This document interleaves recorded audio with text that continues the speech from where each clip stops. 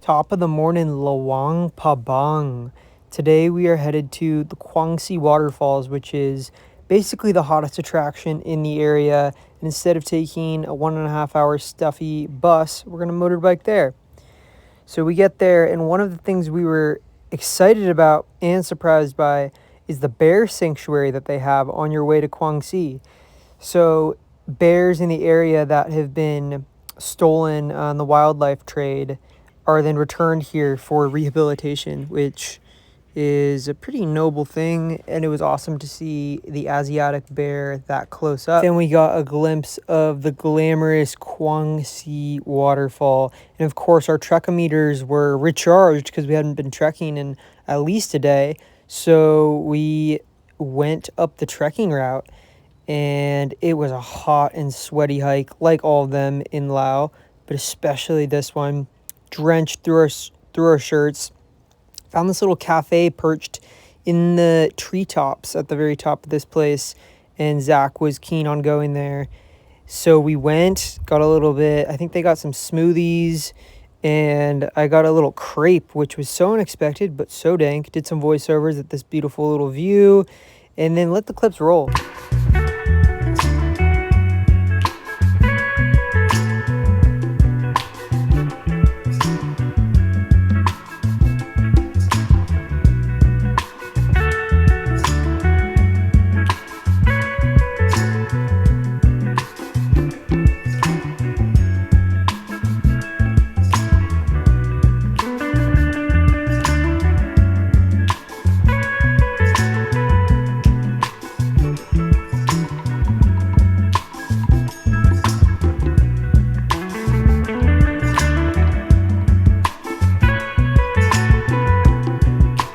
So there was a Chinese man taking pictures of us, and I asked him if we could have them, and he said yes, so he sent them to me later that night. All right, we got Seichi out here, just about to go from Tokyo. from Tokyo. He has a tourism company. Hit him up if you're in Tokyo. Yes, please. Unlock Japan tours. Okay. Unlock Japan tours. Unlock Japan tours. Yes. You heard it there. Met the homie Seichi and then spent some more time just checking out the bears. So funny to see these animals close up, because normally if we would have seen them in the wild, we'd be a little bit frightened, but behind a fence, we weren't that scared. I was really annoyed by the Chinese tourists who were yelling at the bear to look at their phone for the picture. I just thought it was a little bit disrespectful and rude. And now on to the Water Buffalo Farm. So we pulled our motorbikes over and went to this Water Buffalo Farm where they serve the cheese and ice cream made from water buffalo milk. So it was fantastic after not eating for a while at this point and not having ice cream on our entire trip. This was our first little bit.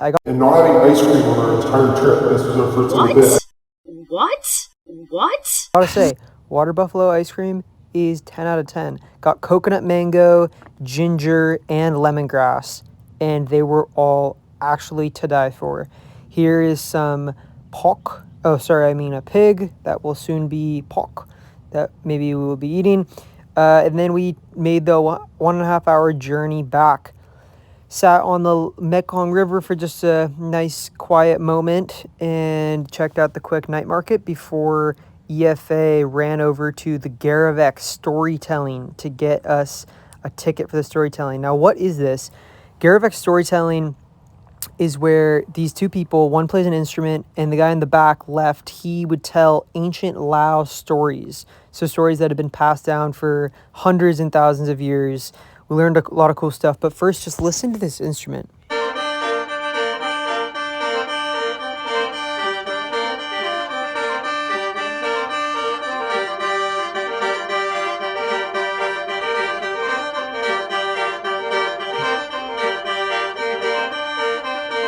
Had some Sri Lankan food, which absolutely lit up our intestinal tracts the most of the entire trip in a negative way, and then debated for a long time about going to ALMSgiving the next morning at 5 a.m. And what did we do? Well, we set our alarms because we thought, hey, if it sucks, it'll be a good memory. And if it's great, then it'll also be a good memory. The ALMSgiving was not what I was expecting, mainly because it was pretty commercialized. So if you wanted to give rice to the monks, who this is how they get their daily bits of food, The rice was a bit overpriced, and it felt like everyone there, not in this video particularly, but almost everyone else there were treating the monks like animals, like getting in front of their faces, kind of telling them to look at the camera for the picture, just like they did with the bears. See this guy? So it just had a bit of an icky feeling to it, a really beautiful moment that I think has just probably gone downhill. To be honest, probably from the advent of social media and the usage of just videos and pictures. Yes, I know I'm totally one to blame, having gotten pictures and videos myself, but nevertheless, we went on a temple tour at 6:30 in the morning, which was definitely the best time to do this because the ancient city of Luang Prabang, which is where this is a UNESCO World Heritage Site, and seeing it with absolutely zero heads was really special. David was still sleeping, but we sent it back to the hostel to meet up with him, get a little brekkie, and we had a really rushed morning because we are headed to Nong Khiaw today. But quick little scare with EFA's passport. Thought it was going to get lost. Thankfully, got it. It was used as deposit, but as we were taking off out of there, we almost didn't get it back. Some more temples just for the vibes. So next up was a very sad but necessary place to go to, the Unexploded Ordnances Museum in Laos.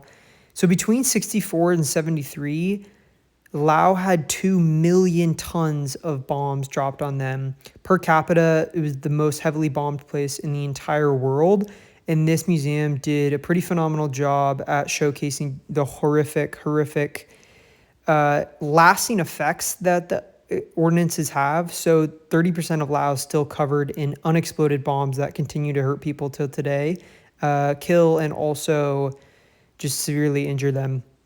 So that was a really sad museum, but great to see, especially as Americans who our government were the main actors in that.